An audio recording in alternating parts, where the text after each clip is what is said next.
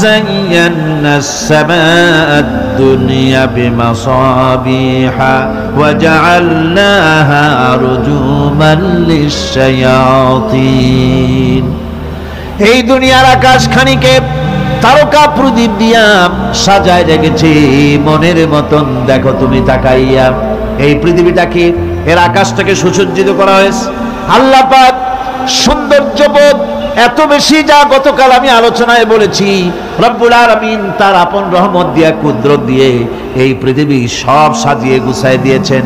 আল্লাহ পাক বলছেন, ইন্না ফি খালকিস সামাওয়াতি ওয়াল আরদি ওয়াখতিলাফিল লাইলি ওয়ান নাহার লাআয়াতিন লিউলিল আলবাব আফারাআইতুম মা তাহরুসুন আআনতুম তাজরাউনাহু আম নাহনুজ যারিউন। জমিন থেকে ফসল কে উদ্গত করে? উদ্ভিদকে কে গজায়? তুমি গজাও না, আমি গজাই। আল্লাহ পাক বলেন, সমস্ত উদ্ভিদগুলি আমি তোমাদের জন্য গজায় দেই। এর মহব্বত, স্ত্রীর প্রতি মহব্বত, মেয়ের প্রতি মহব্বত, ছেলের প্রতি মহব্বত, মায়ের প্রতি মহব্বত, পিতার প্রতি মহব্বত, বন্ধুর জন্য মহব্বতে আমরা জানও দিয়ে দিতে পারি, এমন আমাদের ভালোবাসা, এমন আমাদের মহব্বত। কথা ঠিক কিনা? একটা ভাগ সারা পৃথিবীতে ছড়িয়ে দেওয়ার পর যেটুকুনো পেলাম, সেই ভালোবাসার তীব্রতা যদি এত বেশি হয়, আকর্ষণ যদি এত বেশি হয়, তাহলে এই 99টা মহব্বত, দয়া, রাহমানিয়াতের, দয়ার, রাহিমিয়াতের যে গুণগুলি আল্লাহ পাক নিজের কাছে রেখেছেন, সেই মাবুদের দয়া তার বান্দার প্রতি কত বেশি! কি বিরাট মহব্বত! রাসূল করিম সাল্লাল্লাহু আলাইহি ওয়াসাল্লাম বলেছেন, সাহাবীরা, একটি লোক উটের পৃষ্ঠে চড়ে কোথাও যাচ্ছিল, প্রতিমধ্যে বিশ্রাম করল। বিশ্রাম থেকে উঠে দেখে তার উট নাই। সে উটের পৃষ্ঠে তার খাদ্য ছিল, পানীয় ছিল, সব ছিল। এই লোকটা কেমন পেরেশান হয়? সাহাবীরা বললেন, হুজুর, এ মারাত্মক পেরেশানি। উটের মরুভূমির জাহাজ, উট হারায় গেছে, তার খাদ্য হারাইছে, পানি গেছে, সব শেষ, তো মরা ছাড়া পথ নাই। দারুণ উৎকণ্ঠিত হবে লোকটা। হুজুর বলেন, এই লোকটি পেরেশান হয়ে আস, এমন সময় দেখতে পেল তার সেই উট তার খাদ্য আর পানীয় নিয়ে তার কাছে ফিরে এসেছে। বলো কেমন খুশি হয়? সাহাবীরা বলেন, হুজুর, এর থেকে এই লোকটির খুশির আর কিছু থাকতে পারে না। নবীজি বলেন, আমার সাহাবীরা শোনো, আল্লাহর কোন বান্দা যখন নাফরমান হয়ে যায়, আল্লাহ থেকে দূরে সরে যায়, আল্লাহ থেকে যখন এরাজ করে যায়, উঠারা ব্যক্তি উট পাওয়ার জন্য যেমন অবস্থা হয়ে যায়, আল্লাহ পাক তার বান্দার জন্য তেমন বোধ করেন। উঠারা ব্যক্তি উট পেলে পরে যেমন আনন্দিত হয়ে যায়, কোন নাফরমান বান্দা যদি সেজদায় পড়ে কাঁদে আর বলে, আল্লাহ, গুনাহ করেছি, আমারে মাফ করে দাও, উঠারা ব্যক্তি উট পায়া যত খুশি হয়, এর থেকে লক্ষ কোটি কেন বেশি আল্লাহ রাব্বুল আলামিন তার বান্দার প্রতি খুশি হয়ে যান।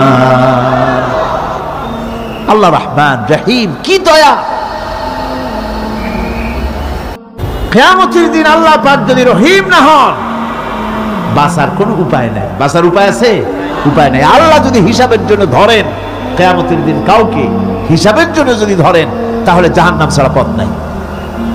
এই জন্যে আল্লাহুম্মা হাসিবনি হিসাবান ইয়াসীরা, এই দোয়া পড়তে হবে। আমরা যখন বললাম আর রহমানির রহিম, বলেন সবাই আর রহমানির রহিম। আবার প্রশ্ন হয়, বান্দা, বুঝলাম, আরো কোনো কোয়ালিটি, আরো কোনো বৈশিষ্ট্য তার আছে নাকি? আমরা বলি মালিকি ইয়াউমিদ্দিন, তিনি হচ্ছেন বিচার দিনের মালিক, শেষ বিচারের মালিক তিনি। একদিকে এটাকে ব্যালেন্স করা হয়েছে, একদিকে অফুরন্ত রহমত, যার কোনো কুল নাই, কিনারা নাই। এখন আদল দরকার। এখন কি দরকার? আদল, ইনসাফ দরকার।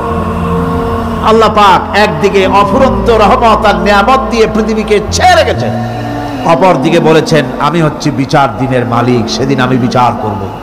সেই বিচারের ভিতরে কোনো পক্ষপাতিত্ব থাকবে না, হবে না। ওয়ামা আদরাকা মা ইয়াউমুদ্দিন সুম্মা মা আদরাকা মা ইয়াউমুদ্দিন। বিচারের দিনটি কি? তা তোমাকে কে জানালো? আবার জিজ্ঞেস করছি, তোমাকে কে জানালো বিচারের দিনটা কি? আল্লাহ পাক জবাবে বলছেন, বিচারের দিনটা হচ্ছে ইয়াউমা লা তামলিকু নাফসুন লিনাফসিন শাইআন ওয়াল আমরু ইয়াউমা ইযিন লিল্লাহ। বিচারের দিন হচ্ছে এমন দিন যেদিন কেউ নিজেকে রক্ষা করতে পারবে না, কারো থেকে কেউ নিজেকে রক্ষা করতে পারবে না, নিজেকে কেউ নিজের জন্য কাউকে সাহায্যকারী পাবে না।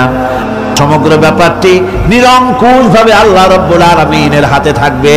সেই দিনটার নাম কিয়ামত, সেটার নাম পরকাল, সেটার নাম হচ্ছে বিচারের দিন। যেদিন কর্তৃত্ব হবে কেবলমাত্র কার? আল্লাহ পাক। সেই দিনটা হচ্ছে কর্মফল পাওয়ার দিন। লাহা মা কাসাবাত ওয়া আলাইহা মাকতাসাবাত। প্রত্যেক মানুষই সেই উপার্জন অনুসারে সেখানে ফল পাবে। যেমন কর্ম তেমন ফল পাবে, ব্যক্তি হিসাবে পাবে, দল হিসাবে পাবে। তিলকা উম্মাতুন ক্বাদ খালাত লাহা মা কাসাবাত ওয়া লাকুম মা কাসাবতুম ওয়া লা তুসআলুনা আম্মা ইয়ামালুন। প্রত্যেক মানুষই তার উপার্জন অনুসারী ফল পাবে। যা সে পাবে তা নিজের উপার্জন ছাড়া আর কিছুই না, আর যে ফল পাবে সেটাও তার উপার্জন। সুতরাং কিয়ামতের দিন আল্লাহ মানুষের উপরে কোনো জুলুম করবেন না, অত্যাচার করবেন না।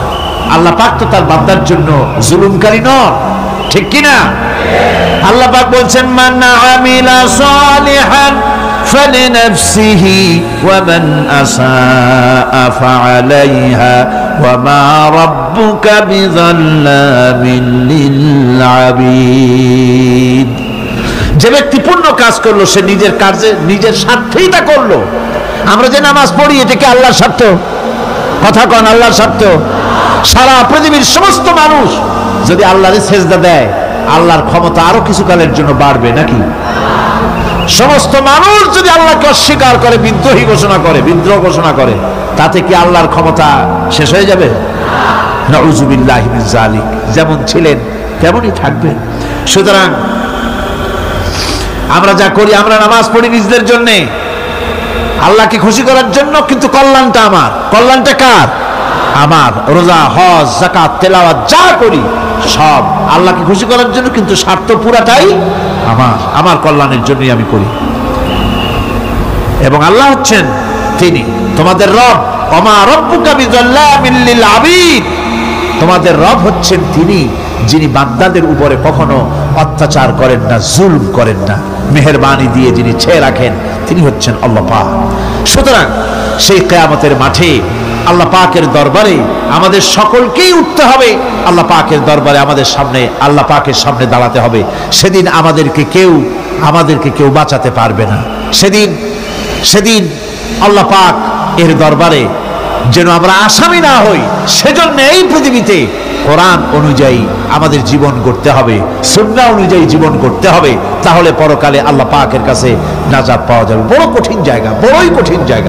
যে ব্যক্তি আল্লাহর সঙ্গে বিদ্রোহ করেছে আর পরকালের জন্য পাথর জোগাড় করে নাই, দুনিয়াকে অগ্রাধিকার দিল, পরকালকে ভুলে গেল, তার জায়গা হলো জাহান্নাম।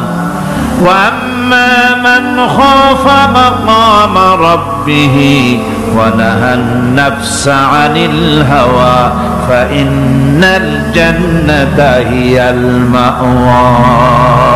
আর যে ব্যক্তি আপন প্রভুর সামনে উপস্থিত হওয়াকে ভয় করেছে এবং আপন প্রবৃত্তিকে লালসা মুক্ত করেছে, লালসার হাত থেকে রক্ষা করেছে, আল্লাহ রাব্বুল আলামিন কিয়ামতের দিন তার জন্য রেখে দিয়েছেন জান্নাত। ফাফরিশু বিল জান্নাতি ওয়ালবিসু বিল জান্নাহ। ও আমার ফেরেশতারা, আমার এই বান্দাকে জান্নাতের পোশাক পরাইয়া দাও আর কবরটাকে জান্নাতের বিছানা বিছাইয়া দাও। জান্নাতের পোশাক পরাইয়া দাও, জান্নাতের বিছানা বিছায় দাও। ইলা মাদ্দা বাসারিহি, তার চোখের দৃষ্টি যতদূর যায় কবরটা ততটা প্রশস্ত করে দাও।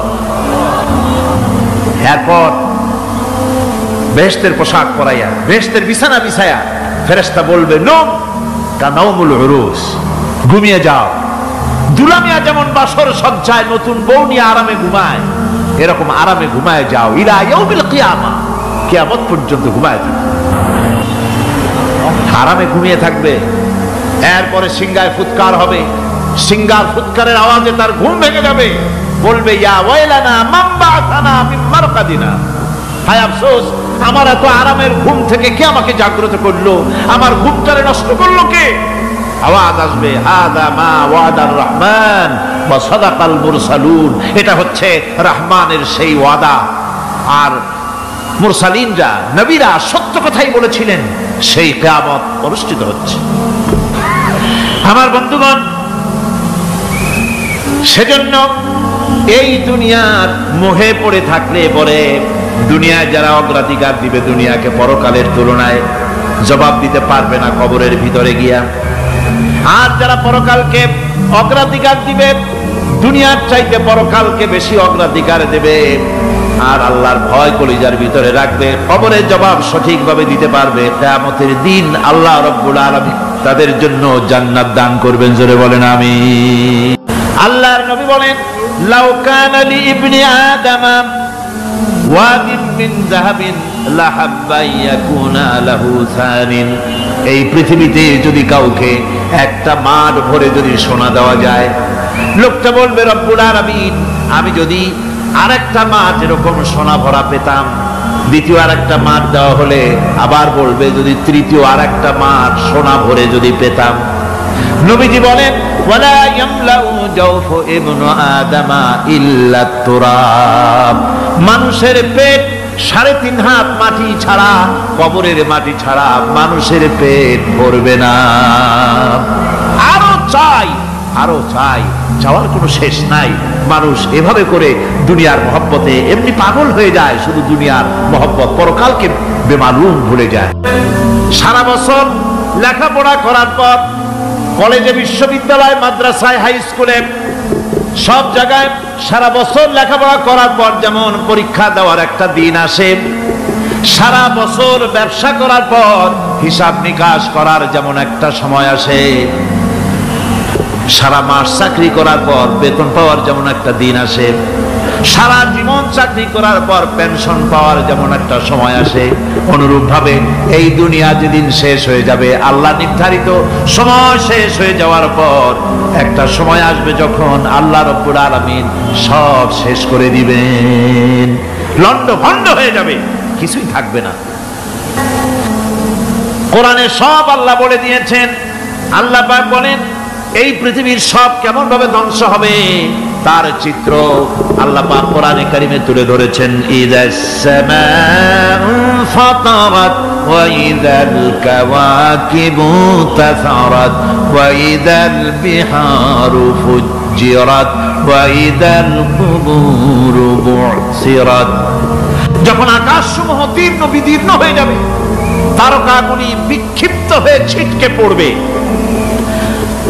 আর সমুদ্রগুলি উচ্ছ্বসিত হয়ে পড়বে, কবরগুলি সব তার ভেতরে যা আছে উদ্গীরণ করে দেবে, তারকাগুলি স্থিমিত হয়ে যাবে। এরপরে সমস্ত আকাশগুলি কাতাইয়িস সিজিল্লিল কুতুব, কিতাবের পৃষ্ঠার মতো একটার পরে একটা ঠাস ঠাস করে পড়তে থাকবে, চূর্ণ বিচূর্ণ হয়ে ভেঙে চুরে একাকার হয়ে যাবে। পাহাড়গুলিকে উড়িয়ে দেওয়া হবে, চন্দ্র এবং সূর্য একাকার হয়ে যাবে। আল্লাহ রাব্বুল আলামিন বলেন, ফাইদা বারিকাল বাসার ওয়া খাসাফাল কমার ওয়া জুমিআশ শামসু ওয়াল কমার, চক্ষু যখন বিস্ফারিত হয়ে যাবে, চাঁদ যখন তার আলো হারিয়ে ফেলবে, সূর্য যখন তার আলো হারিয়ে ফেলবে, চাঁদ আর সূর্য সব একাকার হয়ে যাবে, সেই সময়ের অবস্থাটা কি চিন্তা করো। মানুষ হয়রান হয়ে দৌড়াদৌড়ি করবে। وحملت الأرض والجبال فدكتا دكة واحدة, জমিন এবং পাহাড়গুলির মধ্যে আল্লাহ রাব্বুল আলামিন সংঘর্ষ বাঁধিয়ে দিবেন, পাহাড়গুলি ভেঙে চুরে টুকরা টুকরা হয়ে যাবে, পাহাড়গুলি উঁচু করে জমিনের উপরে আছাড় মেরে আল্লাহ রাব্বুল আলামিন ভেঙে চুরে চুরমার করে দিবেন। সুবহানাল্লাহ। ফাতাকুনুল জিবালু কালইনিল মানফুস, পাহাড়গুলো বেজা ধোনা তুলার মতো করে উড়িয়ে দেওয়া হবে। তোমার হিসাব, তোমার নিজের হিসাব নেওয়ার জন্য তুমি যথেষ্ট, তোমার হিসাব তুমি নিজেই করো, এটা পড়ো। আর সেই কিয়ামতের দিন কোন সাহায্যকারী মিলবে না। লান তানফাকুম আরহামুকুম ওয়ালা আওলাদুকুম ইয়াউমাল কিয়ামাহ। লান তানফাকুম, কিয়ামতের দিন কোনো ফায়দা হবে না, অবশ্যই কোনো ফায়দা হবে না, কোনো উপকারে আসবে না। কিয়ামতের দিন তোমার সন্তান, তোমার স্ত্রী, তোমার মাল, তোমার সম্পদ কোনো উপকারে আসবে না। কিয়ামতের ময়দানে সেদিন সব তোমার সাথে বিচ্ছেদ করবে, সব পালায় যাবে। সেখানে উৎকোষেরও কোনো কারবার নাই যে ঘুষ টুস দিয়া, ফেরেশতাদের কোন রকম বুঝবাজ দিয়া, আলাদা কোনো সোরাগলি পথ দিয়া একেবারে ফুট করে ভেসতে চলে যাবেন, এমন কোনো সুযোগ নাই। আল্লাহ রাব্বুল আলামিন নবীজিকে ডেকে বলেছেন, নবী আপনি বলেন, কুল মা কুনতু বিদআম মিনার রাসূল, আপনি বলুন আমি কোন নতুন রাসূল নই, আমার আগে অনেক নবী রাসূল পৃথিবীতে এসেছেন, তারা বিদায় হয়ে গেছেন। আমি জানি না কিয়ামতের দিন আল্লাহ রাব্বুল আলামিন আমার সাথে কি ব্যবহার করবেন, আর আমি এও জানি না যে কিয়ামতের দিন আল্লাহ পাক তোমাদের সাথে কি ব্যবহার করবেন। এই আয়াত নাযিল হওয়ার পর আল্লাহর হাবিব তার মেয়েকে ডাকলেন, জামাইকে ডাকলেন, নাতিদেরকে ডাকলেন, আহলে বাইতদেরকে ডাকলেন, আর বললেন, ও আমার মেয়ে, কলিজার টুকরা ফাতেমা গো, শোনো, কেবলমাত্র আয়াত নাযিল হয়ে গেল, আল্লাহ পাক আমাকে শোনাচ্ছেন কিয়ামতের দিন আমি জানি না আমার সঙ্গে কি ব্যবহার করা হবে, আর এও জানি না যে তোমাদের সাথে কি ব্যবহার করা হবে। ও আমার কলিজার টুকরা মেয়ে ফাতেমা, কিয়ামতের দিন মুহাম্মদ সাল্লাল্লাহু আলাইহি সাল্লামের মেয়ে, এই হিসাবে তোমার নাজাতের ফয়সালা হবে না। ও আমার কলিজার টুকরা নাতি হাসান আর হোসেন, কিয়ামতের দিন মুহাম্মদ সাল্লাল্লাহু আলাইহি সাল্লামের নাতি হিসাবে ফয়সালা হবে না। ও আমার জামাই হযরতে আলী, কিয়ামতের দিন আমার জামাই হিসাবে নাজাতের ফয়সালা হবে না। আমল যদি ভালো হয় ফয়সালা ভালো হবে, জান্নাতে চলে যাবে। আমল যদি খারাপ হয়, কার নাতি কার জামাই দেখা হবে না। সুবহানাল্লাহ, কঠিন কিয়ামতের মাঠ। এই পরকালের বিশ্বাস যদি কলজার মধ্যে ঢোকে, মানুষ ভালো হয়ে যাবে। কোন সুবহানাল্লাহ। ওই যে মক্কার জীবনে ওই সমস্ত মানুষগুলি যারা চুরি করত, ডাকাতি করত, জেনা করত, বদমাশি করত, যারা শয়তানি করত, যারা মানুষকে খুন করত, এই মানুষগুলি এত ভালো হয়ে গেল, যারা চুরি ছেড়ে দিল, ডাকাতি ছেড়ে দিল, জেনা ব্যভিচার ছেড়ে দিল, এত ভালো হয়ে গেল, পৃথিবীর মধ্যে সেরা মানুষ তারা হয়ে গেলেন। জোরে বলেন সুবহানাল্লাহ। নবীর সাহাবীরা পৃথিবীর শ্রেষ্ঠ সন্তান, নবীর সাহাবীরা পৃথিবীর সেরা মানুষ, তাদের চাইতে সেরা মানুষ নবীদের পরে আর কেউ হতে পারে না। জোরে কোন সুবহানাল্লাহ। নবীর পরে পৃথিবীতে শ্রেষ্ঠ মানুষ কারা? সাহাবায়ে কেরাম রিদওয়ানুল্লাহি তাআলা আলাইহিম আজমাইন। ওনারা তো কুফরের মধ্যে ছিলেন, শিরকের মধ্যে ছিলেন, চুরি ডাকাতি জেনা ব্যভিচার এমন কোন পাপ নাই যা করা হয়নি। তারপরে যখন আল্লাহর নবীর কাছ থেকে তাওহীদ, রিসালাত ও আখিরাতের দাওয়াত পেলেন, কি সোনার মানুষ এক একজন হয়ে গেলেন। সুবহানাল্লাহ। যারা ছিলেন নারীর সতীত্বের জম, তারা হয়ে গেলেন নারীর সতীত্বের পাহারাদার। যারা মানুষের মাল চুরি করত, ডাকাতি করত, তারা রাতভর মানুষের মালের পাহারা দিল, মানুষের রক্তের পাহারা দিল। সুবহানাল্লাহ বিহামদি, রক্ত সম্পদের পাহারা দিল। রাসূল বললেন, খায়রুল কুরুনে কারনি, সর্বশ্রেষ্ঠ যুগ তো আমার যুগ। বন্ধুগণ, এরপরে একটা জীবন আসবে ওই কিয়ামতের ময়দানে। এই পরকালের বিশ্বাসটা গুরুত্বপূর্ণ ব্যাপার, আমাদের সব কিছুর হিসাব দেওয়া লাগবে। আল্লাহ পাক বলেন, ইন্নাস সামআ ওয়াল বাসারা ওয়াল ফুআদা কুল্লু উলাইকা আনহু মাসউলা। নিঃসন্দেহে মানুষের শ্রবণ শক্তি, দর্শন শক্তি এবং তার অন্তঃকরণের কল্পনা সম্পর্কে আল্লাহ রাব্বুল আলামিনের কাছে জিজ্ঞাসিত হতে হবে। কান দিয়া কি করেছিলা, চোখ দিয়া কি করেছিলা, মুখ দিয়া কি করেছিলে, হাত দিয়ে কি করেছিলে, সবকিছুর জবাব আল্লাহ রাব্বুল আলামিনের কাছে দিতে হবে। সবটার জবাব দিতে হবে, কোনো কিছু বাদ যাবে না। এমনকি মনের ভিতরে যে কল্পনা আমরা করি, এই কল্পনার হিসাবও আল্লাহর দরবারে দিতে হবে। কোরআনে কারীম বলছেন, ওয়া ইন তুবদু মা ফি আনফুসিকুম আও তুখফুহু ইউহাসিবকুম বিহিল্লাহ। মনের ভিতরে তুমি যেটা কল্পনা করো সেটা প্রকাশ করো, অথবা তুমি গোপন রাখো, যাই তুমি করো না কেন আল্লাহ রাব্বুল আলামিন এর হিসাবও তোমার কাছে নেবেন। ফায়াগফিরু লিমান ইয়াশা ওয়া ইউআযযিবু মান ইয়াশা ওয়াল্লাহু আলা কুল্লি শাইইন কাদির। মহান আল্লাহ পাক বলেন, করার পর তোমার মনের ভিতরে কি কল্পনা করেছিলে ওইটার হিসাব আমি নেব। হিসাব নেওয়ার পর যারে খুশি ক্ষমা করে দেব, যাকে খুশি শাস্তি প্রদান করব। সবকিছুর উপরে আল্লাহ রাব্বুল আলামিন শক্তিমান, সব তিনি করতে পারেন, সমস্ত কুদরত রয়েছে তার। সুতরাং মানুষদেরকে, আল্লাহর বান্দাদেরকে বিশ্বাস করতে হবে যে আমার কোনো কথা বাদ যাবে না, কথাগুলি রেকর্ড হচ্ছে, কথা রেকর্ড হচ্ছে। যারা নিজেদের পুঁজি খাটাইছে, জীবনের পুঁজি সুদ কামাইতে খাটালো, জীবনের পুঁজি খাটালো হারাম কামাইয়ের ভিতরে, অন্যায় কাজের ভিতরে, যারা জীবনের পুঁজিকে আল্লাহর দ্বীনের কাজে লাগাতে পারে নাই, তাদের সম্পর্কে বলা হচ্ছে খাসিরাত দুনিয়া ওয়াল আখিরাতা যালিকা হুয়াল খুসরানুল মুবিন। খাসিরাত দুনিয়া ওয়াল আখিরা, দুনিয়াও ক্ষতিগ্রস্ত, আখিরাতেও ক্ষতিগ্রস্ত। এটা হচ্ছে তার জন্য সুস্পষ্ট ক্ষতি, এর থেকে বড় ক্ষতি আর কিছুই হতে পারে না।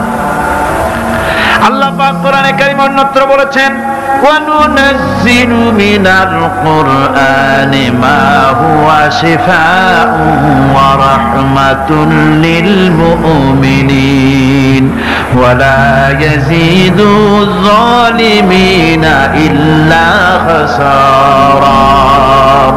আমি এই কোরআন অবতরণের পরিক্রমায়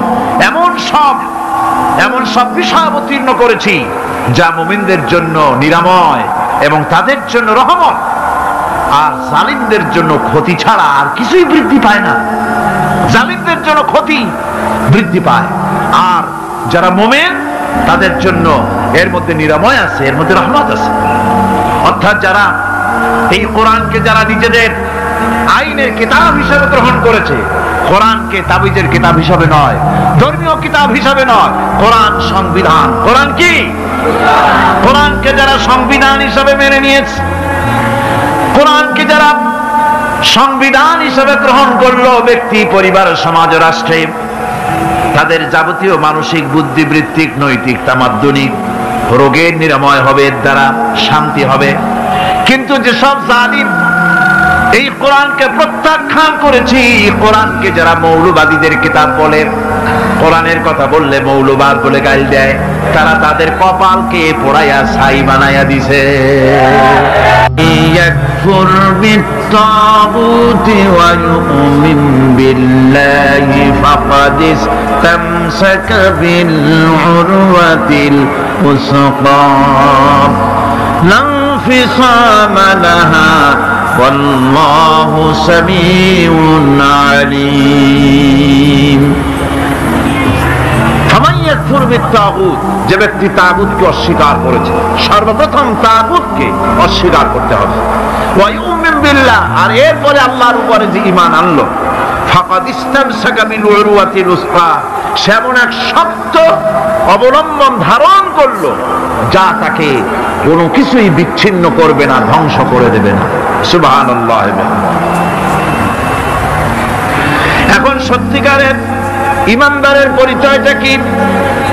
কোরআনে কারীম সত্যিকারের ইমানদারের পরিচয় এভাবে পেশ করতেছে, ইন্নামাল মুমিনুনা আল্লাযীনা আমানু বিল্লাহি ওয়া রাসূলিহি সুম্মা লাম ইয়ারতাবু وجاهدوا بأموالهم وأنفسهم في سبيل الله أولئك هم الصادقون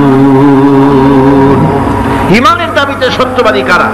ইন্নামাল মুমিনুনা আল্লাযীনা আমানু বিল্লাহি ওয়া রাসূলিহি, সত্যিকারের মুমিন তো তারা যারা নাকি ঈমান এনেছে আল্লাহর উপর এবং রাসূলের উপরে। এই ঈমান আনার পর সুম্মা লাম ইয়ারতাবু, এরপরে কোন সন্দেহে সে নিবতিত হয় নাই, কোন সন্দেহ তার মনের মধ্যে জায়গা পায় নাই, আর সে আল্লাহর রাস্তায় জিহাদ করেছে মাল দিয়ে, জান দিয়ে। উলাইকা হুমুস সাদিকুন, এরাই হলো ঈমানের দাবিতে সত্যবাদী। সুম্মা লাম ইয়ারতাবু, অথবা এক বিন্দু সন্দেহ মনের মধ্যে জায়গা দেয় নাই। অর্থাৎ ঈমান আনছি কার উপরে? আল্লাহর উপরে। কার উপরে? আর তার রাসূলের উপরে। আল্লাহ এবং রাসূলের উপরে ঈমান আনার পর যারা আল্লাহ এবং রাসূলের বিধান জীবনের সকল ক্ষেত্রে মানতে পারে নাই, তারাই সন্দেহে নিবতিত হয়েছে। কথা বুঝতে পেরেছেন? তাদের সন্দেহ এই কোরআন মানুষের জীবন, তার সম্পদ, তার রাজনীতি, তার অর্থনীতি পরিচালনা করতে পারে না। সেই জন্য ধর্মের ব্যাপারে কোরআন মানি, ধর্মের ব্যাপারে নামাজ আর রোজা মানি, কিন্তু রাজনীতিতে ধর্ম মানি না। এটাই হলো সন্দেহ।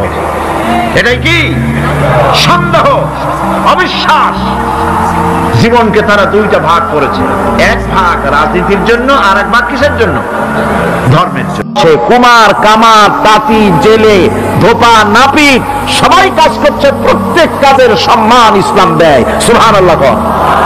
সমস্ত কাজের সম্মান আছে, শুধুমাত্র সম্মান নাই চুরির কাজের, ডাকাতির কাজের, সন্ত্রাসের কাজের, চাঁদাবাজির কাজের, মাস্তানির কাজের। এই সব কাজ নিন্দনীয় এবং এই সব কাজ নিতান্ত বাজে কাজ। এ কাজের কোনো সম্মান নাই। সম্মান হচ্ছে নিজের হাতে কামাই করে সারা দিনে এক মুঠো খাবারও যদি খান, আপনার খাবারের চাইতে হালাল খাবার কারো হতে পারে না। আল্লাহর বন্ধু, সোজা কথা না।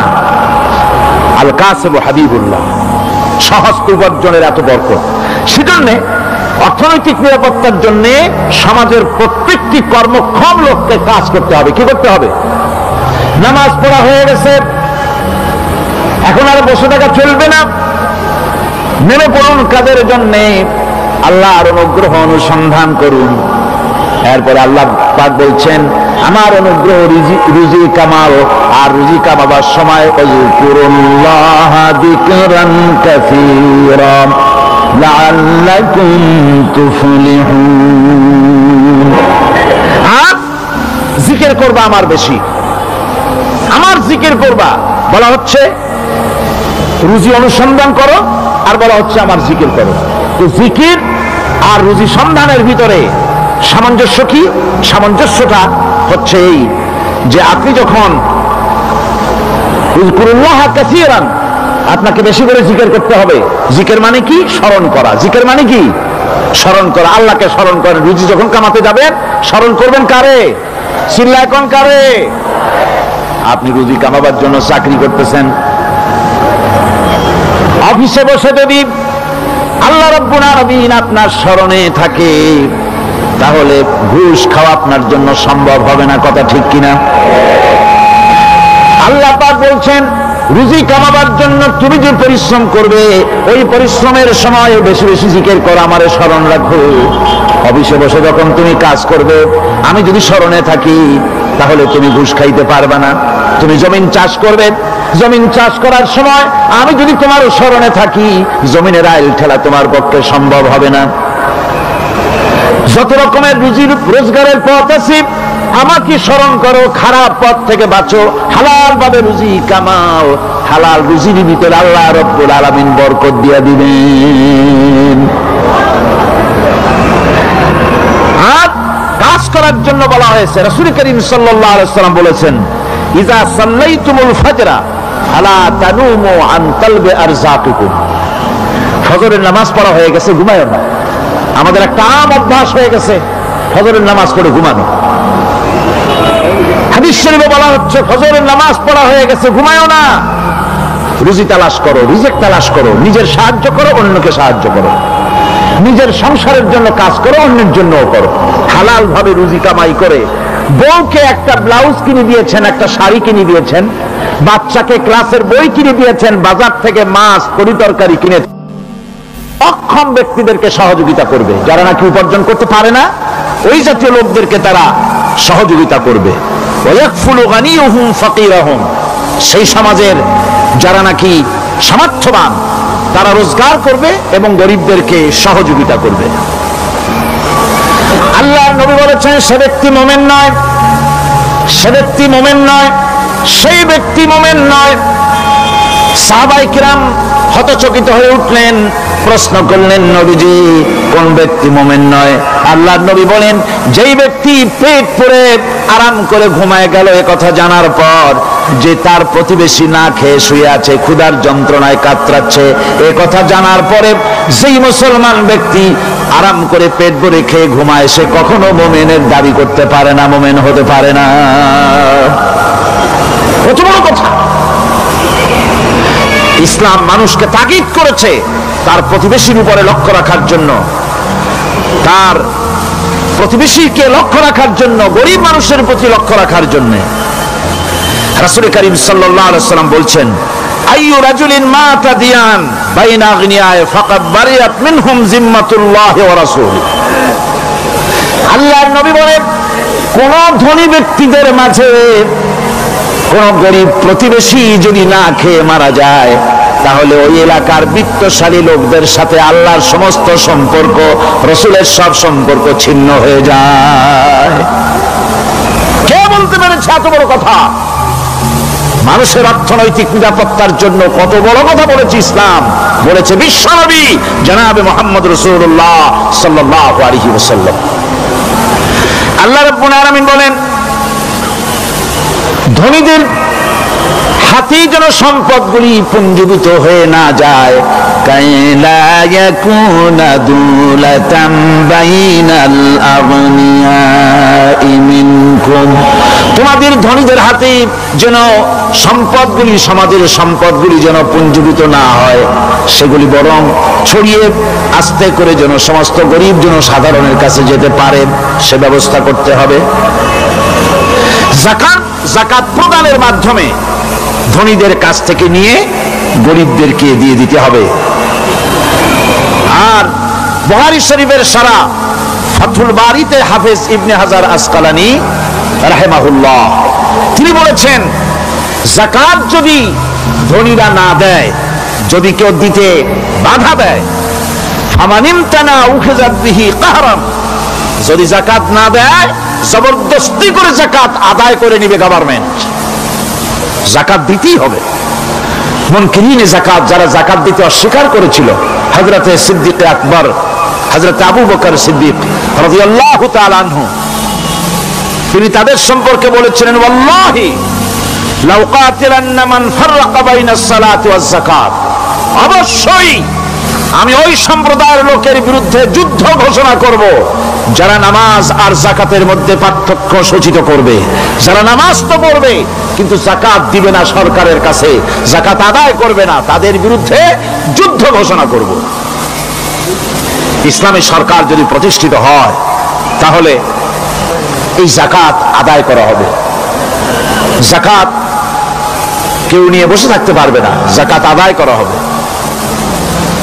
আমাদের দেশে নিয়ম মাফিক যদি যাকাত আদায় করা হতো, এই দেশ যদি ইসলামী গভর্নমেন্ট হতো, আল্লাহ যেন দয়া করে দেন, কন্যা আমিন।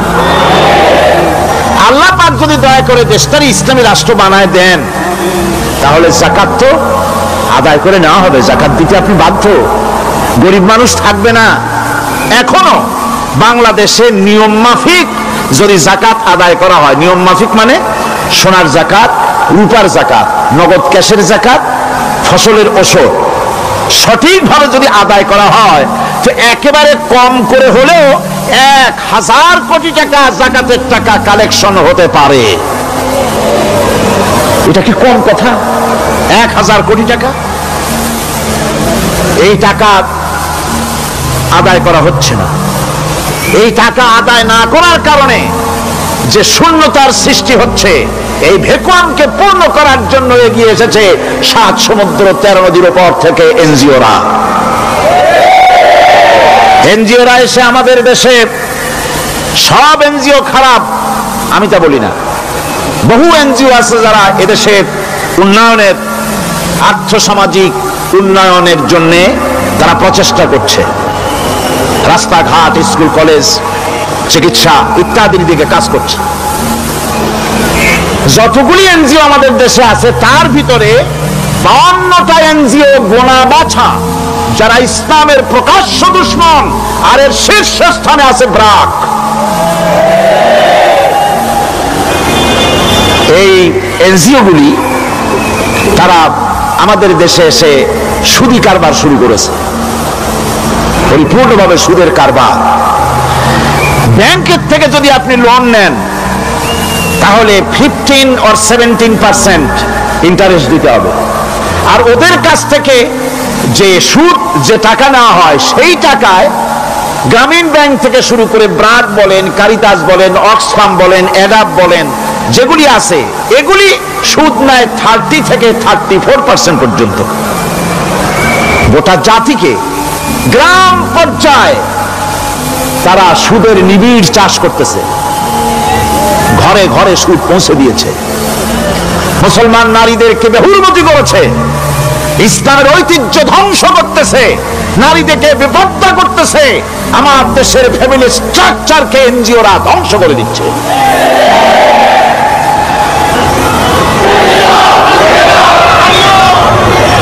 সুতরাং এনজিওরা এই সুযোগটা পেত না। যদি যাকাত কালেকশন করা হতো আর যাকাত দিয়ে, যাকাত যে সব জায়গায় খরচ করতে হয় সেই খরচ করার জায়গাগুলিতে সঠিকভাবে যদি ব্যয় করা হতো এই অবস্থা হতো না। বাংলাদেশের সম্পদের অভাব নাই।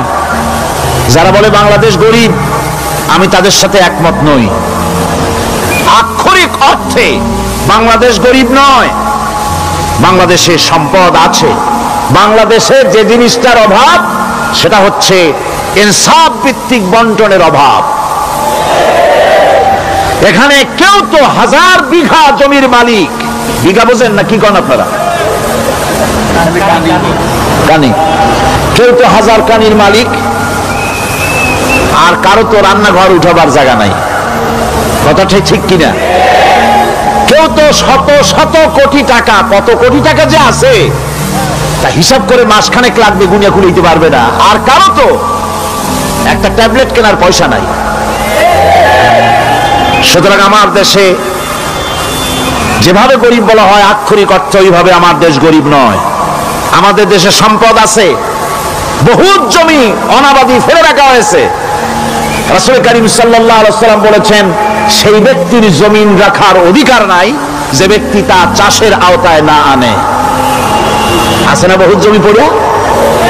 আবাদযোগ্য জমি আমাদের দেশে আছে যা, তার 2,40,00,000 একর। আমাদের ভূমি সম্পদ রয়েছে, বনজ সম্পদ যা আছে সেটা হচ্ছে 32,53,860 একর জুড়ে বিরাট বনজ সম্পদ আমাদের আছে। ভূমি সম্পদ আছে, বনজ সম্পদ আছে। আমাদের রয়েছে পানি সম্পদ, প্রায় 250 নদী, 3,600 বর্গ মাইল জুড়ে নদীগুলো প্রবাহিত আছে। আমাদের পানি সম্পদ আছে। আমাদের গ্যাস সম্পদ আছে, যে গ্যাস অন্তত 100 বছর চলতে পারে। প্রত্যেক বাড়িতে বাড়িতে গ্যাসের সংযোগ দিলেও 100 বছরে ফুরাবে না। আলহামদুলিল্লাহ কইতে ইচ্ছা করে না? জোরে কোন আলহামদুলিল্লাহ। আমাদের গ্যাস সম্পদ রয়েছে, আমাদের মৎস্য সম্পদ আছে, পশু সম্পদ আছে, কৃষি সম্পদ আছে, আরো রয়েছে বিপুল জনশক্তি। জনশক্তিকে আজ সবচাইতে বার্ডেন মনে করা হয়। জনশক্তিকে বলা হয় বাংলাদেশের সবচাইতে বড় সমস্যা, জনশক্তি সমস্যা। এটা হচ্ছে যে সরকার আসে তারই ভূতে পায়। যে যায় লঙ্কা সে আর মানুষ হালে ফেরে না, মানুষগুলি তার জন্য জ্বালা। অথচ এই মানব শক্তি হচ্ছে শ্রেষ্ঠ শক্তি। ইউনিভার্সিটি জনমের মতো না বাড়াইয়া, এখন তো ইউনিভার্সিটি দাবি করতেছে সকলে, গ্রামে গঞ্জে থানায় রান্নাঘরে সব জায়গায় আমাদের ইউনিভার্সিটি দাও। আর ইউনিভার্সিটির ফজিলত কি তা তো আমরা দেখতেইছি। এর থেকে বেশি করে পলিটেকনিক ইনস্টিটিউট, ভোকেশনাল ইনস্টিটিউট ইত্যাদি যদি বানানো হতো, ভিক্ষার হাতকে কর্মীর হাতে যদি পরিণত করা যেত, মানুষগুলিকে যদি কর্মক্ষম করা যেত, তাদেরকে যদি মডার্ন টেকনোলজি যদি শিক্ষা দেওয়া যেত, তাহলে এই মানব শক্তি রপ্তানি করে বা পৃথিবীর বিভিন্ন দেশ থেকে মূল্যবান বৈদেশিক মুদ্রা অর্জন করা যায়। সেটা না করে মানুষ হইছে জ্বালা, জনমের মতো এদেরকে মারো। এটা হচ্ছে ট্রেনের থার্ড ক্লাস প্যাসেঞ্জার্স মেন্টালিটি। সেটা কিরকম? সেটা হচ্ছে ট্রেনে যখন মানুষ চলে তৃতীয় শ্রেণীতে, একবার উঠে বসলে সে অন্যের জন্য জায়গা ছাড়ে না। জায়গা খালি আছে, আরেকজন এসে বললে ভাই আমার একটু বসতে দাও, কয় না ভাই এখানে লোক আছে। আসলে কিন্তু লোক নাই।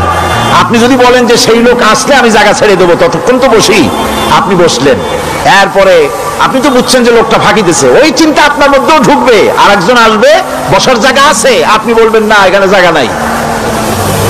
ট্রেনের থার্ড ক্লাস প্যাসেঞ্জারদের যে মন মানসিকতা, বর্তমান মুসলিম দেশগুলির সরকার প্রধানেরা ঠিক ট্রেনের থার্ড ক্লাস প্যাসেঞ্জারদের চাইতো থার্ড ক্লাস। মানব শক্তিকে কাজে লাগাবার চিন্তা না করে উল্টা চিন্তা তারা করছেন।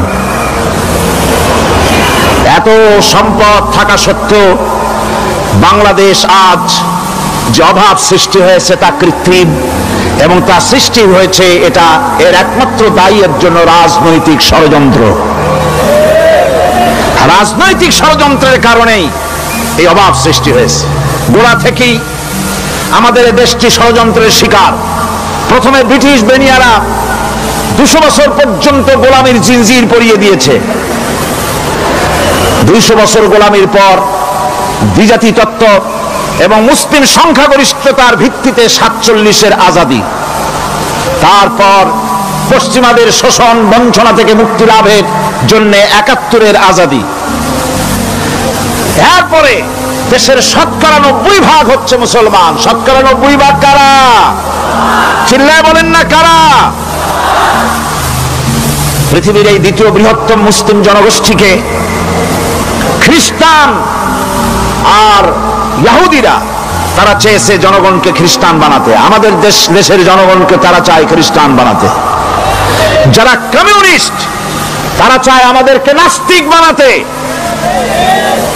আর পার্শ্ববর্তী দেশের পেইড এজেন্ট যারা আমাদের দেশে আছে তারা চায় পৃথিবীর নিকৃষ্টতম কুহুরি মতবাদ, ধর্ম নিরপেক্ষ মতবাদের মাধ্যমে গোটা জাতিকে ধর্ম থেকে দূরে সরিয়ে দিতে চায়। সুতরাং এই ষড়যন্ত্রের শিকার হয়ে আছে বাংলাদেশ। বাংলাদেশের এই আর্থসামাজিক প্রেক্ষাপটে ইসলামের বিধান ছাড়া, আল্লাহর দেওয়া বিধান ছাড়া এর কোনো মুক্তি নাই, এর নাজাতের কোনো পথ নাই। আল্লাহ রাসূল ক্ষমতা আরোহণ করলেন, রাষ্ট্রের মালিক হলেন, প্রেসিডেন্ট হলেন। রাসূলুল্লাহ কি হলেন? আল্লাহর নবী প্রেসিডেন্ট হলেন। সমাজের গরিব দুঃখীদের ব্যাপারে নবীজি বললেন, মান তারাকা মালান ফালওয়ারসাতিহি ওয়া মান তারাকা দিয়ান আও কুল্লা ফালিয়াতিনি ফাইন্না মাওলাহু, রাওয়াহুল বুখারী। নবীজি বলেন, যে ব্যক্তি মারা গেল, মরে যাওয়ার পর তার যে সম্পদ থাকবে, এই সম্পদগুলি সে যে সন্তান স্ত্রী পুত্র যাদের রেখে গেছে তা তাদের জন্যে। আর যদি সে ঋণগ্রস্ত, যদি ঋণ অবস্থায় সংসারকে রেখে যে থাকে, তাহলে তার ঋণের বোঝা, ঋণের পরিশোধের দায়িত্ব আমি মুহাম্মদ সাল্লাল্লাহু আলাইহি ওয়াসাল্লাম নিয়ে নিলাম। সমাজের যার কোনো অভিভাবক নাই তার অভিভাবক আমি মুহাম্মদ সাল্লাল্লাহু আলাইহি ওয়াসাল্লাম। যার কোনো অভিভাবক নাই সেজন্য আমার কাছে চলে আসে। ইসলামী রাষ্ট্র এই বিধান পেশ করেছে। এর চাইতে সুন্দরতম বিধান পৃথিবীতে আর কেউ দিতে পারে নাই। সেজন্য সেই সমাজে চুরি বন্ধ হয়েছে, ডাকাতি বন্ধ হয়েছে, জেনা বন্ধ হয়েছে, সব বন্ধ হয়ে গিয়ে সুন্দর একটি সমাজ প্রতিষ্ঠিত হয়েছিল। আর রাসূল বলেছিলেন, খায়রুল কুরুনে কারনি, সর্বশ্রেষ্ঠ যুগ হলো আমার যুগ। সুবহানাল্লাহ বিহামদিহি। মানুষ দরজা খুলে ঘুমায়েছে, কারো ক্ষুধার কষ্ট নাই, পড়ার কষ্ট নাই, খাবারের চিন্তা নাই, চুরি ডাকাতির ভয় নাই, ভয় মুক্ত। ওই যে গতকাল বলেছিলাম, যেমন একটা সমাজ আসবে, খাব্বাব চিন্তা করো না, আমি কসম করছি এমন একটা সমাজ প্রতিষ্ঠিত হবে যেই সমাজে চুরি ডাকাতি জেনা ব্যভিচার হত্যা ধর্ষণ কোনো ভয় থাকবে না। লা ইয়াখাফু ইল্লাল্লাহ, আল্লাহ ছাড়া কারো কোনো ভয় মনের ভিতরে ভয় থাকবে না। ওয়ালাকিন্নাকুম তাস্তাজিলুন, তোমরা বড্ড তাড়াহুড়ো করতেছো, বেসবর হচ্ছ, সবর করো, তাড়াহুড়ো করো না। এমন সমাজ আসবে। রাসূলুল্লাহ এরকম একটা সমাজ গোটা পৃথিবীবাসীকে উপহার দিতে পেরেছিলেন না পারেন নাই? পেরেছিলেন কিনা? সেই কথাই আল্লাহ রাব্বুল আলামিনের কথার সঙ্গে এবার মিলান। লাইসাল বিররা আন তুওয়াল্লু ওয়ুজুহাকুম কিবালাল মাশরিকি ওয়াল মাগরিব, পূর্ব পশ্চিমে কত মাথা ঘুরালে, চেহারা ঘুরালে এটাই কিন্তু তোমার পুণ্যবান হওয়ার জন্য, নেককার হওয়ার জন্য যথেষ্ট নয়।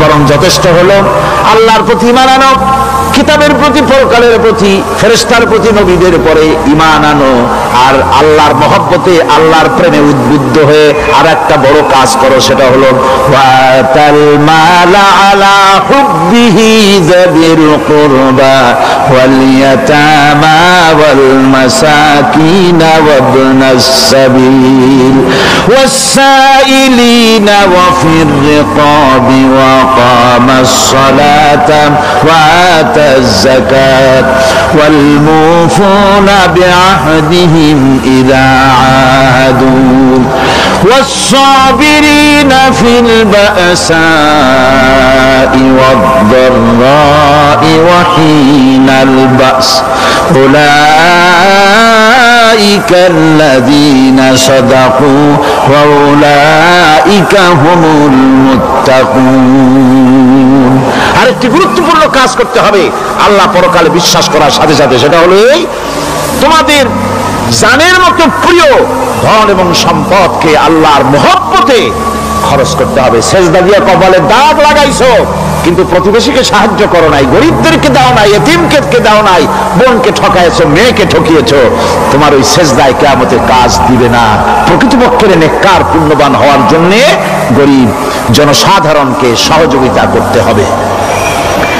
এরপরে মাঝখান থেকে যেটা বাদ দিয়েছিলাম, বলেছিলাম নামাজ এবং যাকাত। আমি যাকাতটা কালকে আগে নিয়ে এসেছিলাম, নামাজটা ছিল আগে। সেই নামাজটা যেহেতু আলাদা একটা বিষয় হবে, আর যাকাতটা সাদকার সাথে সামঞ্জস্য আছে, সেই জন্য যাকাত আর সাদাকার কথাটা একসঙ্গে মিলাই বলেছিলাম। এখন শুরু করছি নামাজ। সালাত, সালাত এর আবিধানিক অর্থ হচ্ছে কোন জিনিসের দিকে মুখ ফিরানো। সালাতের অর্থ হচ্ছে নিকটবর্তী হওয়া, মুখ ঘুরানো, মুতাওয়াজ্জা হওয়া। এই যে হযরত ইব্রাহিম আলাইহিস সালাম বলেছিলেন, ইন্নী ওয়াজ্জাহতু ওয়াজহিয়া লিল্লাযী ফাতারাস সামাওয়াতি ওয়াল আরদ। জানেন আপনারা? পড়েন, ইন্নী ওয়াজ্জাহতু ওয়াজহিয়া লিল্লাযী ফাতারাস সামাওয়াতি ওয়াল আরদা হানিফা ওয়া মা আনা মিনাল মুশরিকিন। নিশ্চয় আমার মুখ ঘুরায় দিলাম কার দিকে? যিনি আকাশ এবং জমিনের স্রষ্টা, সব কিছুর মালিক যিনি, তার দিকে আমি মুতাওয়াজ্জা হলাম। নামাজের অর্থই হচ্ছে মুতাওয়াজ্জা হওয়া, মুখ ঘুরিয়ে দেওয়া, চেহারা ঘুরিয়ে দেওয়া। আর নামাজের আরেক অর্থ হচ্ছে নিকটবর্তী থেকে আরো নিকটবর্তী হওয়া। আমরা কি নিকটবর্তী হতে চাই? না বুঝলে কবেন কি? নিকটবর্তী হইতে চাই কার? আল্লাহ। আমরা কি আল্লাহর নিকটবর্তী হতে চাই? আল্লাহ রাব্বুল আলামিন বলেন, নিকটবর্তী হতে হলে ওয়াসজুদ ওয়াকতারিব, সেজদা দাও আর সেজদার মাধ্যমে আমার নিকটবর্তী হয়ে যাও। সেজদা দিলেই আল্লাহর নিকটবর্তী হওয়া যায়। কোন সুবহানাল্লাহ।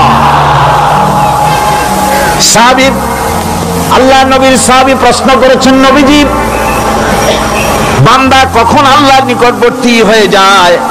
নবীজি বলেছেন, বান্দা যখন সেজদা দেয় তখন আল্লাহর বান্দার মাঝে কোনো হিজাব থাকে না, একদম আল্লাহ পাকের নিকটবর্তী হয়ে যায় বান্দা যখন সেজদায় পড়ে যায়। সুতরাং নামাজ হচ্ছে নিকটবর্তী হওয়া, সালাত এটা হচ্ছে নিকটবর্তী হওয়া। নামাজ ফরজ হওয়ার কারণ হচ্ছে এই যে মানুষ আল্লাহর বান্দা বা গোলাম হিসেবে সৃষ্টি হয়েছে, তাই একমুখী হয়ে রবের বন্দিগি করা এটা হচ্ছে তার স্বাভাবিক একটা প্রকৃতি। আল্লাহ রাব্বুল আলামিন এই প্রকৃতির দাবি মিটাবার জন্যই নামাজের ব্যবস্থা করেছেন। মানুষের ফিতরত, মানুষের নেচার, মানুষের ফিতরত হচ্ছে এই যে কারো না কারো কাছে মাথা নত করা, হাত জোড় করা, মাথা নত করা, সার্বভৌমত্বের মালিক কাউকে মনে করা। হাত জোড় করতে হলে, মাথা নত করতে হলে, সার্বভৌমত্বের মালিক হিসেবে কাউকে গ্রহণ করতে হলে আল্লাহর বিকল্প কেউ আছে নাকি? ইসলামের মূল দাওয়াতটা হলো ফিতরত অনুযায়ী দাওয়াত দেওয়া হয়েছে, মানুষ যেন মাথা নত করে, গোলামি করে। এজন্য আল্লাহ রাব্বুল আলামিন বলেছেন যে আমি মানুষ এবং জিনকে সৃষ্টি করেছি, তার কারণটাই হলো মা খালাকতুল জিন্না ওয়াল ইনসা ইল্লা লিয়াবুদুন। মানুষ আর জিন জাতিকে সৃষ্টি করা হয়েছে ইবাদতের জন্য, গোলামির জন্য। ইবাদত আর গোলামি এটাই করতে হবে, গোলামি করতে হবে, দাসত্ব করতে হবে। আর এই দাসত্ব, আল্লাহর আনুগত্যই গোলামির দাওয়াত দিয়েছেন দুনিয়ার সব নবীরা। কোন নবী বলেন নাই যে আমার গোলামি করো। কেউ বলেছেন? বলেন জোরে, কেউ বলেছেন? আল্লাহ পাক বলেন ওয়ালাকাদ বা'আসনা ফি কুল্লি উম্মাতির রাসূলা আন ইবুদুল্লাহা ওয়াজতানিবুত তাগুত। প্রত্যেক জাতির জন্য আমি রাসূল প্রেরণ করেছি, তারা মানুষকে দাওয়াত দিয়েছেন এই কথা বলে যে এক আল্লাহর গোলামি করো, তিনি ছাড়া কোনো ইলাহ নাই, আইনদাতা নাই, বিধানদাতা নাই, তার গোলামি, তার সামনে মাথা নত করে দাও। আর প্রত্যেক নবীর যুগেই নামাজ রোজা শরীয়তের মধ্যে ছিল। নামাজ রোজা কম বেশি প্রত্যেক নবীর জামানাই আল্লাহ পাক এটাকে বাধ্যতামূলক করেছিলেন। নামাজ রোজা যাকাত সব নবীদের জন্য বাধ্যতামূলক ছিল, তার উম্মতের জন্য বাধ্যতামূলক ছিল। নামাজ হচ্ছে তাওহীদের অবশ্যম্ভাবী এক বহির্প্রকাশ। তাওহীদের জন্য তাওহীদবাদী মানুষ যারা, তাদেরকে নামাজ আদায় করতেই হবে। আকীদা বিশ্বাসের দিক থেকে তাওহীদ যদি হয় পুরা দ্বীনের মূল উৎস, তাহলে আমলের দিক থেকে নামাজ হচ্ছে পুরা দ্বীনের মূল ভিত্তি। নামাজ হচ্ছে আমলের মূল ভিত্তি, এর বাস্তবায়ন ছাড়া দ্বীন পূর্ণ হয় না। নামাজ মুমিনের কেবলমাত্র একটি উত্তম আমলই নয়, বরং নামাজ হচ্ছে ঈমানের মূল ভিত্তি। যার কাছে নামাজ নাই তার কাছে কিছুই নাই। রাসূল কারীম সাল্লাল্লাহু আলাইহি ওয়াসাল্লাম বলেছেন যে নামাজ যে ব্যক্তি পড়ে না, আল্লাহ পাকের সাথে তার কোনো সম্পর্ক বাকি থাকে না। সুতরাং এই নামাজটা হচ্ছে যে একমাত্র একাগ্র চিত্তে আদবের সাথে আল্লাহর সামনে রুজু হয়ে যাওয়া। কোরআনে কারীম বলছে মুনিবিনা ইলাইহি ওয়াত্তাকুহু ওয়া আকিমুস সালাতা ওয়া লা তাকুনু মিনাল মুশরিকিন। তোমরা আল্লাহর দিকে রুজু হয়ে যাও এবং তাকে ভয় করে অন্যায় কাজ থেকে বিরত থাকো, আর নামাজ কায়েম করো, মুশরিকদের অন্তর্ভুক্ত হয়ে যেও না। নামাজ কায়েম করা, নামাজের আদেশ কোরআনে কারীমের মধ্যে আল্লাহ পাক বহু জায়গায় করেছেন। ঈমানের পর নামাজই হচ্ছে সবচেয়ে বড় জরুরি। একজন মানুষ ঈমান আনলো, যেমন কালকে একজন ঈমান এনেছে, ঈমান আনার সাথে সাথে তার প্রথম কাজ কি বলুন? বলেন প্রথম কাজ কি? ফজরের নামাজের আগে একজন ইসলাম কবুল করলেন, তার প্রথম দায়িত্ব নামাজকে আদায় করে দেওয়া, ফজরের নামাজ পড়া। জোহরের আগে কেউ ঈমান আনলো, তার প্রথম দায়িত্ব জোহরের নামাজ আদায় করা। আসরের নামাজের আগে ঈমান এনেছে, তার প্রথম দায়িত্ব হলো আসরের নামাজ আদায় করা। তার মানে হলো ঈমান আনার পর একজন ঈমানদারের প্রথম দায়িত্ব হচ্ছে নামাজ। গুরুত্বপূর্ণ বিষয়, খুব ভালো করে শুনতে হবে, ইয়াদ রাখতে হবে প্রত্যেকটি মুসলমানের। এই নামাজ কি জিনিস, কেমনে আদায় করতে হবে, আদায় না করলে কি হবে, গুরুত্বপূর্ণ এই কথাগুলি প্রত্যেকের স্মরণ রাখতে হবে। হযরত মূসা আলাইহিস সালামকে আল্লাহ রাব্বুল আলামিন ওহী প্রদান করলেন। যেদিন ওহী দিলেন, ওহী দিয়ে সেই মুহূর্তে আল্লাহ পাক তাকে শোনালেন, ইন্নানি আনাল্লাহ লা ইলাহা ইল্লা আনা ফা'বুদনি ওয়া আকিমিস সালাতা লিযিকরি। নিশ্চয়ই আমি আল্লাহ, আমি ছাড়া কোনো ইলাহ নাই, আমার গোলামি করো, আমার দাসত্ব করো, আর আমার শরণার্থে নামাজ কায়েম করো। নামাজ নামাজ নামাজ কায়েম করতে হবে, এটাই হচ্ছে ইমানের সবচেয়ে বড় দাবি। অন্যত্র আল্লাহ পাক বলছেন, কুল ইন্না হুদাল্লাহি হুয়াল হুদা ওয়া উমিরনা লিনুসলিমা লিরাব্বিল আলামিন।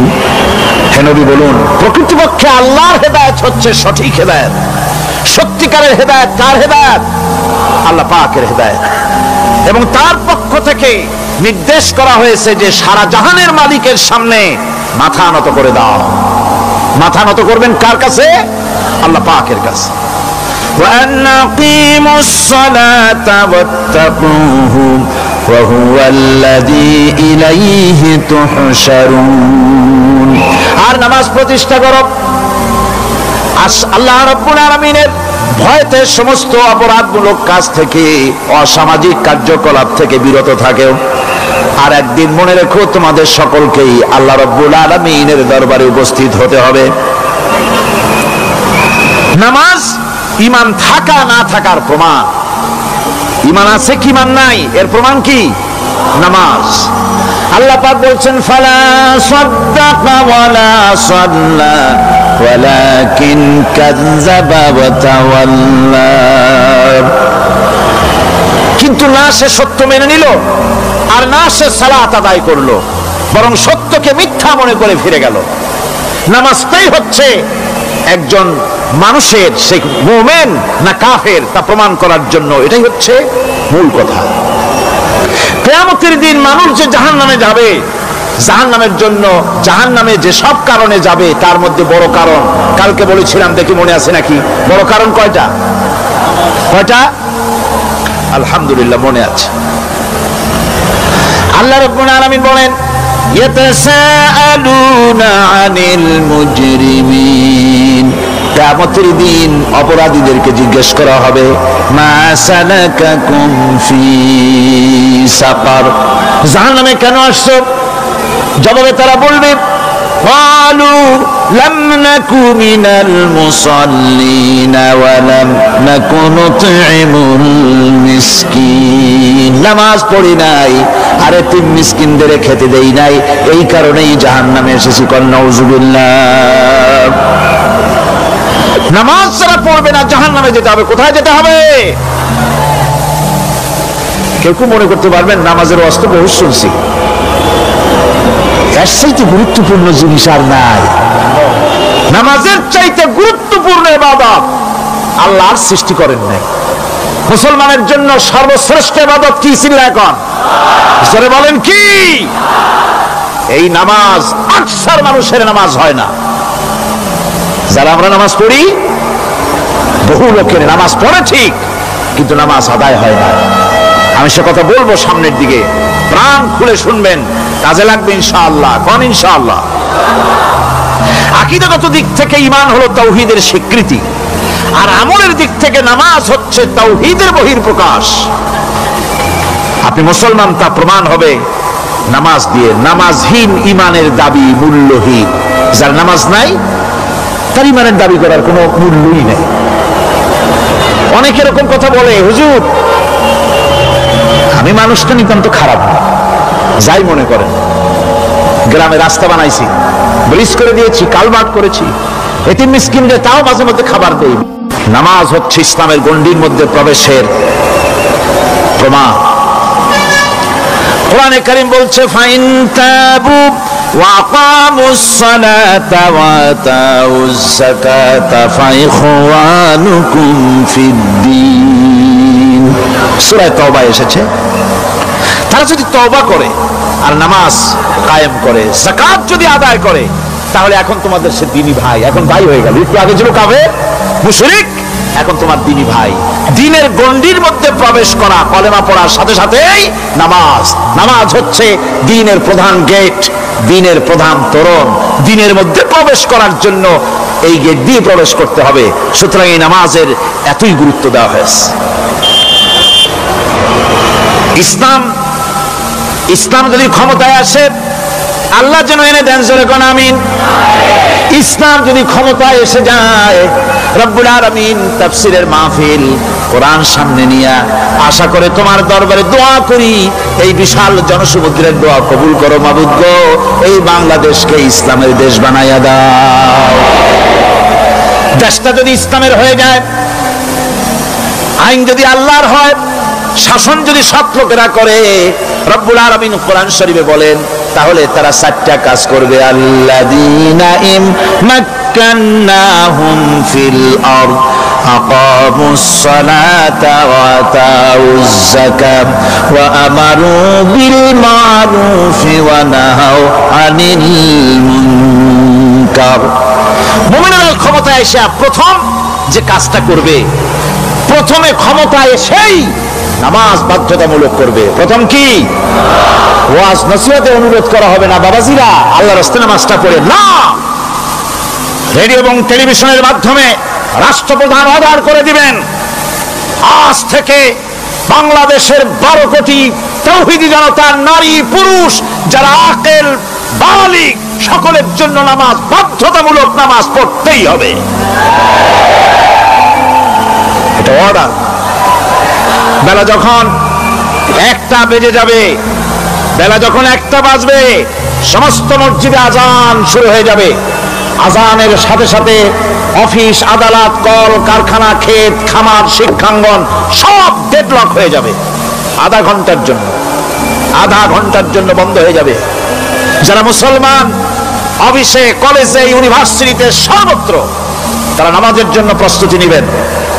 আধা ঘন্টার ভিতরে নামাজ আর খানা সেরে আবার কলেজ চলবে, বিশ্ববিদ্যালয় চলবে, কল চলবে, কারখানা চলবে, ক্যান্টনমেন্ট চলবে, সেক্রেটারিয়েট চলবে, সব আপন গতিতে চলতে থাকবে। আল্লাহর রহমত, বরকত আকাশ ফেরে নাজিল হয়ে যাবে।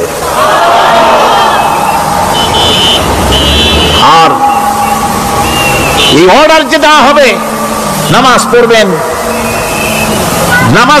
পড়বেন, সেখানে থানায় যখন আজান হবে, থানায় আজান হয়ে গেছে, থানার স্টাফ, পুলিশ যারা আছে জামাতে খাড়া হয়ে যাবে, ইমামতি করবেন ওসি সাহেব। এসপির অফিসে এসপি সাহেব ইমামতি করবেন, ডিসি সাহেব তার অফিসে ইমামতি করবেন, মন্ত্রী সেক্রেটারিয়েটে ইমামতি করবেন, প্রেসিডেন্ট বঙ্গভবনে ইমামতি করবেন, বিশ্ববিদ্যালয়ের ভাইস চ্যান্সেলরের ইমামতিতে সে জায়গার মুসলমান ছাত্র ছাত্রী, শিক্ষক শিক্ষয়িত্রী এক জামাতে নামাজ আদায় করবে। এই যদি হয় চিত্র দেশের, অপরাধ থাকবে? থানায় ওসি সাহেব নিজেই যদি জামাতের ইমামতি করেন, এইভাবে নামাজ আদায় করেন পুলিশদের নিয়ে জামাতে, ঘুষ আর খাবে তারা? এসপি সাহেবের অফিসে, ডিসি সাহেবের অফিসে মন্ত্রীরা যদি ভাবে নামাজ কায়েম করে, তাহলে কি অন্যায় অপরাধ কিছু থাকবে সমাজে? থাকবে না।